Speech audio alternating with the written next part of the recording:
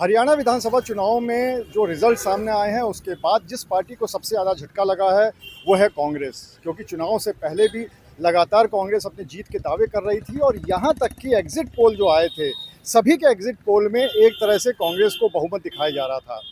लेकिन उसके बाद वहाँ पर झटका लगता है जब रिजल्ट आते हैं और वहाँ पर बीजेपी बहुमत से आ जाती है। लेकिन सिर्फ हरियाणा में ही नहीं, कांग्रेस को एक झटका हरियाणा चुनाव की वजह से उत्तर प्रदेश में भी लगा है।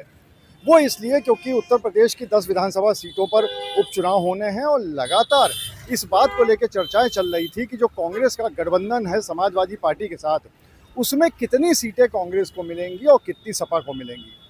हरियाणा का चुनाव एक तरह से टेस्ट के रूप में था, क्योंकि अगर वहाँ पर कांग्रेस चुनाव जीत जाती, बहुमत से आ जाती, तो कहीं ना कहीं उसका असर उत्तर प्रदेश के उपचुनाव पे पड़ता।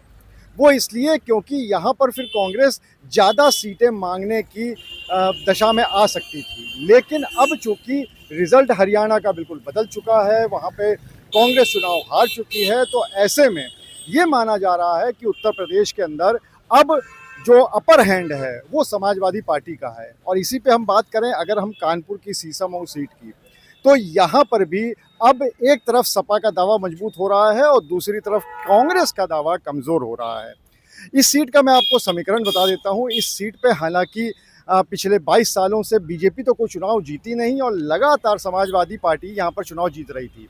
लेकिन उससे पहले अगर हम आज से तकरीबन 18-20 साल पहले की बात करें, तो ये वो दौर था जब यहाँ से बीजेपी का भी प्रत्याशी कई बार विधायक बना था और कांग्रेस का भी। और इसी बात को देखते हुए यहाँ पर इस बार ये हो रहा था कि गठबंधन से जो प्रत्याशी उतारा जाए वो समाजवादी पार्टी का उतारा जाए या फिर कांग्रेस का। हालांकि दोनों ही पार्टियां इस बात का जो निर्णय है वो आला कमान पे छोड़ रही थी कि जैसा आला कमान तय करेगा उसी का होगा। लेकिन दोनों ही पार्टियां अपनी अपनी तैयारियां कर रही हैं। समाजवादी पार्टी का ये कहना है शुरू से कि चूँकि इतने सालों से उनके ही विधायक बने हैं, इसलिए इस सीट पर उनकी मजबूत पकड़ है।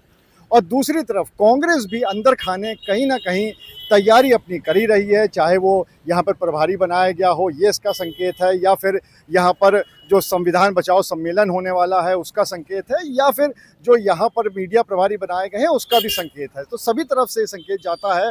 और जो ऑफ द रिकॉर्ड कांग्रेस के नेता भी बोलते हैं, तो वो भी उससे भी संदेश जाता है कि कहीं ना कहीं कांग्रेस अपनी पूरी तैयारी कर रही है और इस सीट की मांग कर सकती थी सीसामऊ वाली।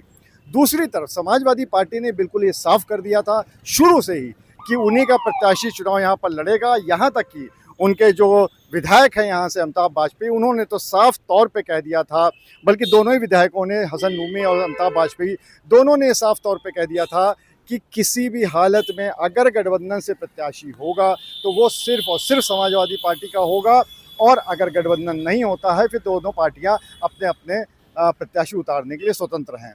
लेकिन अब हरियाणा का रिजल्ट आने के बाद एक बात तो बिल्कुल तय हो गई है कि सीसामऊ सीट से कांग्रेस की जो मांग है यहाँ से प्रत्याशी उतारने की, हालांकि अंदर खाने की जो मांग है वो कहीं ना कहीं उसकी उम्मीद कम होती नज़र आ रही है। और अब इस बात पे बल पकड़ते जा रही है ये बात कि समाजवादी पार्टी का प्रत्याशी ही यहाँ से चुनाव लड़ सकता है अगर गठबंधन होता है तो। और सिर्फ सीसामऊ ही नहीं, कहीं ना कहीं इन 10 विधानसभा सीटों पर इस बार हरियाणा का चुनाव के रिजल्ट आने के बाद से समाजवादी पार्टी की जो पकड़ है वो ज़्यादा मजबूत होगी कांग्रेस के मुकाबले। अनुराग अग्रवाल, TV9 कानपुर।